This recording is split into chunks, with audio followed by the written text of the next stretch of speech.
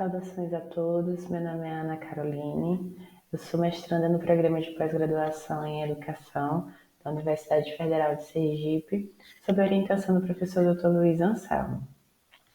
Hoje eu vou trazer um pouco para vocês sobre o trabalho produzido pelo grupo de pesquisa em Formação e Atuação Docente, que tem por título Análise de Conteúdo em Pesquisas Educacionais, reflexões sobre a abordagem qualitativa no campo da formação docente. Esse trabalho ele surgiu a partir de inúmeras discussões e reflexões feitas com o grupo, porque nós percebemos que muitos dos trabalhos produzidos dentro da área de formação docente de abordagem qualitativa que apresentavam a análise de conteúdo como método de análise, simplesmente eles não aplicavam o passo a passo recomendado pela autora ou não deixava claro quais eram as intenções no processo de pesquisa. Nós vamos trazer um pouco aqui para vocês alguns conceitos gerais sobre pesquisa qualitativa e análise de conteúdo, nosso principal objetivo, a metodologia que utilizamos, os nossos principais resultados, um pouco sobre análise de conteúdo e as nossas conclusões. É importante que a gente deixe claro que a pesquisa qualitativa ela é envolta de subjetividades, porque é trabalhada principalmente nas ciências humanas e tem os seres humanos como objeto de estudo. Então é importante lembrar que localizar o observador em meio a toda essa subjetividade é extremamente importante. E a análise de conteúdo ela surge de forma fantástica para possibilitar uma análise coerente e organizada de toda essa pesquisa que é tão envolta em subjetividades. Como objetivo principal nesse artigo, nós temos como investigar nas produções científicas as proposições da análise de conteúdo, refletindo sobre suas aplicações no construto da pesquisa científica. Como metodologia, nós utilizamos uma revisão sistemática integrativa de literatura. Esse método ele é extremamente importante porque ele possibilita a formação de novas teorias, ele possibilita a verificação de metodologias, possibilita um rigor e uma organização importante no construto da pesquisa científica. A nossa coleta de dados se deu em alguns bancos de dados, alguns deles, por exemplo, o periódico CAPES, o Cielo Portugal, o Cielo Brasil, entre outros. Os nossos filtros de buscas utilizamos como descritores os termos análise de conteúdo, formação continuada e educação básica, e utilizamos como operador booleano o AND.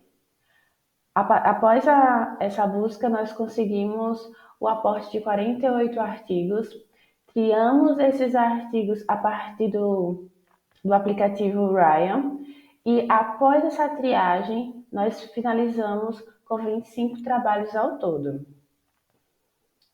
O que foi possível observar na análise desses artigos? Que muitas vezes as pesquisas que se utilizam a análise de conteúdo como método de análise, elas são descontínuas, ou seja, ela não demonstra para o leitor qual o processo analítico em que ela se propõe a analisar aqueles dados obtidos.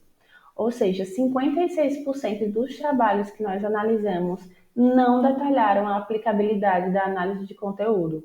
Ou seja, eles simplesmente disseram que utilizaram análise de conteúdo, mas não mostraram o passo a passo desse processo de pesquisa, o que é extremamente prejudicial. Já 44% desses trabalhos, eles detalharam essa aplicabilidade e mostraram o passo a passo, o processo em que essa análise foi efetuada. É muito importante que a gente traga a questão de que a análise de conteúdo ela é subdividida em polos cronológicos, ou seja, ela tem a primeira etapa de pré-análise, onde vai haver uma leitura flutuante, em que todo o material coletado vai ser analisado. Em seguida, vai ter a etapa de exploração do material, em que vai haver a constituição do corpus da pesquisa, posteriormente o tratamento dos dados que foram obtidos e selecionados naquele corpus. Então, o que é que acontece? Existe um processo, existe um rigor mesmo que a autora ela nos traga a possibilidade de adaptação desse método. Então, assim, algo que nós percebemos e que é extremamente importante nós trazermos aqui para vocês é que a pesquisa científica ela precisa seguir rigores, mesmo que faça-se adaptações ao longo do percurso que são extremamente necessárias. Mas é preciso que os pesquisadores eles ajam com base nos principais princípios da pesquisa científica, que é a questão da validação, a questão da confiabilidade. E quando nós não seguimos o passo a passo, nós não informamos ao leitor, a outros pesquisadores, os métodos utilizados para a construção da nossa pesquisa, isso acaba tornando nossa pesquisa frágil e não passível de replicação. Outra coisa que nós acreditamos e que percebemos durante toda a análise é que a análise de conteúdo ela é extremamente possível e confiável como mecanismo de análise de pesquisas qualitativas, principalmente na área de formação docente.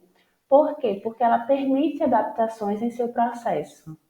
Não é porque eu utilizei esse processo engessado, um outro autor também precisa utilizar esse mesmo método engessado. Existe a possibilidade de variações, sempre seguindo o detalhamento que a autora nos propõe. Nós, por enquanto, as pesquisas elas ainda estão em andamento e a produção de dados ela vai continuar. Mas por enquanto nós agradecemos muito ao apoio da Coordenação de Aperfeiçoamento de Pessoal de Nível Superior no Brasil, da CAPES, pelo financiamento e patrocínio da nossa pesquisa. Aqui estão algumas das nossas principais referências utilizadas durante a construção desse trabalho e agradecemos demais também à organização do evento por nos possibilitar participar desse evento tão grandioso e nos dar a oportunidade de divulgar a pesquisa científica, algo que é extremamente importante em nossos dias. Muito obrigada.